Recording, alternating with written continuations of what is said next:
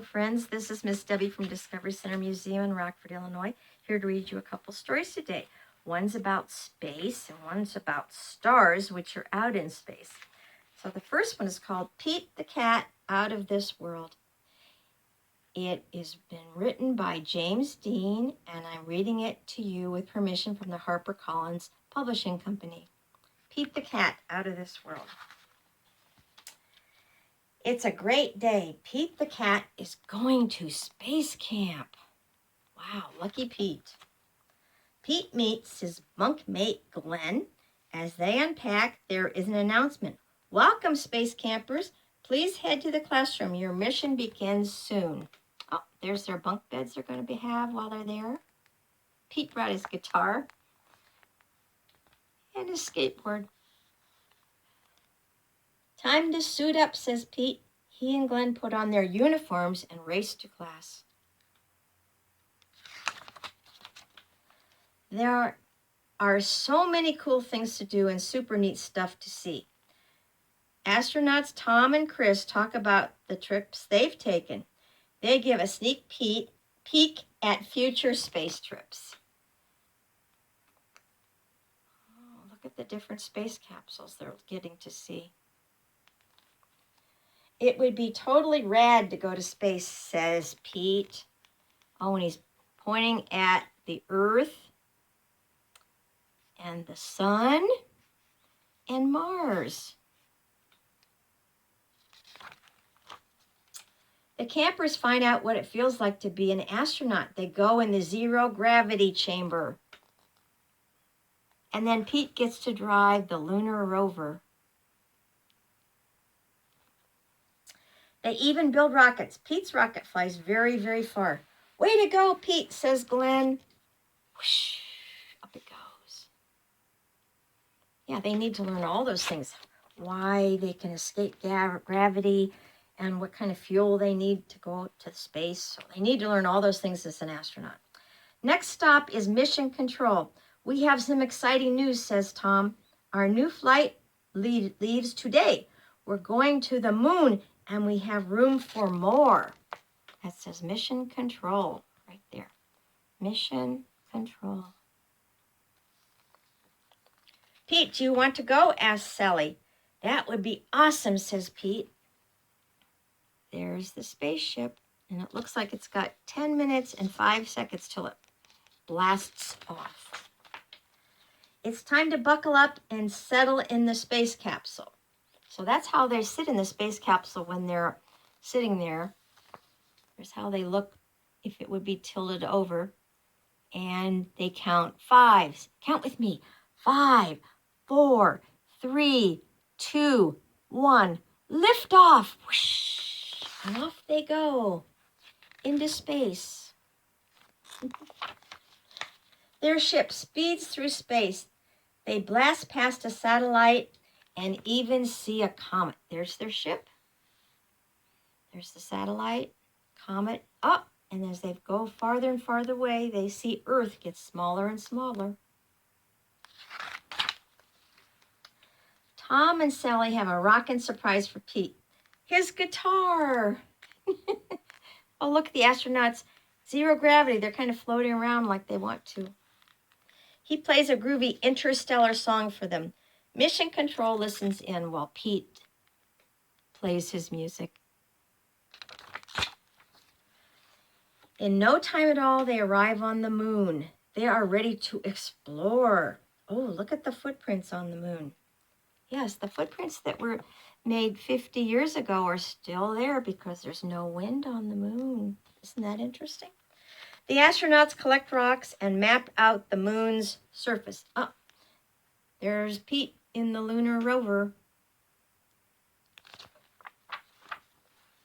Pete has a very important job to do. He straps on a jetpack and heads toward Mars.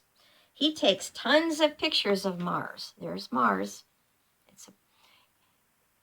It's a planet far away from the moon and the Earth. Oh no, Pete lost track of time and the moon is far, far away now. He has to make it back to the ship before it blasts off. Pete made it back in the nick of time. The astronauts head home, and there's time for a few more tunes while they're traveling back to Earth. There's the Earth they're going back to. Pete sure knows how to make an entrance. There's the space shuttle arriving back. I think they arrived back in Houston now. Pete's trip to outer space was out of this world. Still, he's psyched to have his feet back on solid ground on the Earth. Rocket on, Pete, it says. So that's the story of Pete the Cat out of this world. Now, our second story today is called How Many Stars in the Sky? And it's by Lenny Hort.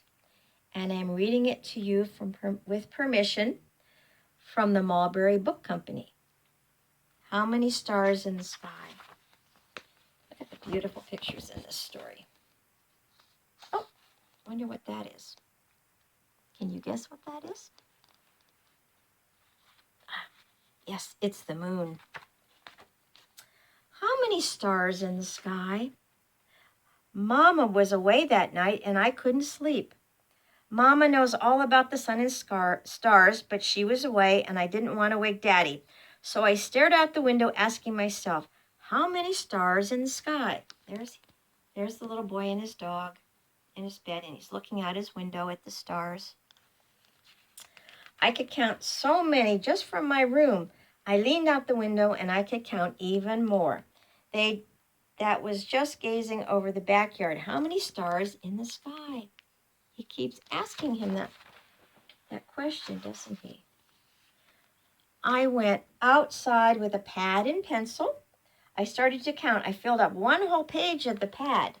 There he is. But there were lots of stars hidden behind the trees. The house blocked out even more. The street lamp was so bright I couldn't see stars anywhere near it. How many stars in the sky? So he couldn't see past all the trees. See that? He couldn't see the stars behind the trees or the other houses. I climbed high up into my tree house. I started at the Big Dipper and counted in a great circle all around the sky. I filled up page after page of my notebook. But when I got back to the Dipper, it wasn't where I remembered it. I must have been out so long that the stars had moved. Old ones had set, new ones had risen. How many stars in the sky?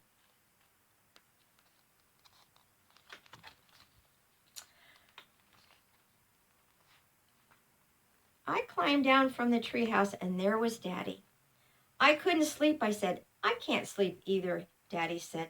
Your mama won't be back till tomorrow. I told him how I wanted to count all the stars in the sky. If your mama were here, Daddy said, I bet she'd know. Maybe you and I can find some place where it'll be easier to count them. Oh, what a good Daddy to help him count the stars. My dog and I hopped in Daddy's truck,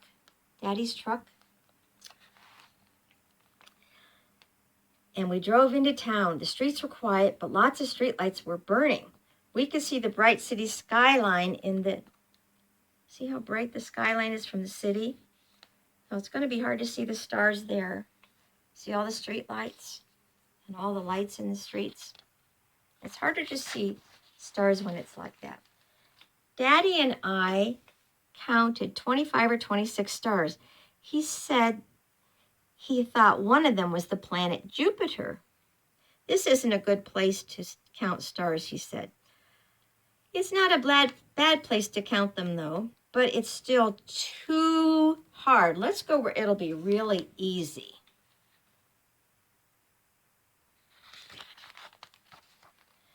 They drove into the city. The big clock by the tunnel said 2:45 a.m. But neither one of us felt like sleeping, so we're going into the city. We parked by Mama's office. There was a department store with brightly colored displays in every window. There were street lamps on every corner. So that looks like a city, doesn't it? There were dazzling neon signs. Headlights flashed from a steady stream of cars. Powerful searchlights beamed from the roofs of the skyscrapers. and I couldn't see any stars at all. I count exactly one, said Daddy. No, wait, that's an airplane. Maybe the stars just don't want to be counted, I said. I think when you're inside a big city like that, it's really hard to see the stars. We drove back through the tunnel. I was tired. And I thought we were going home, but instead Daddy drove us deep into the country. There they go, in their truck, with the dog, away from the city. There weren't any cars, there weren't any streetlights, there weren't any houses. Even the moon had set. And I knew we could never count all the stars when I saw all of them. Look at all those stars.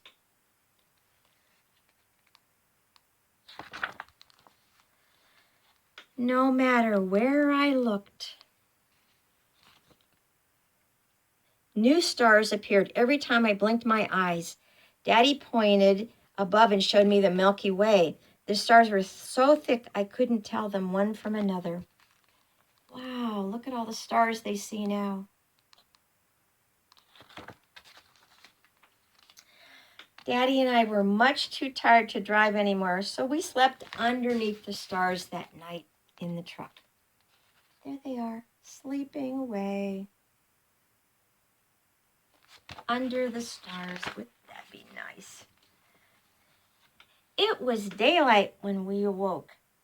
Daddy, I said, all the stars are always out there, even when we can't see them, right?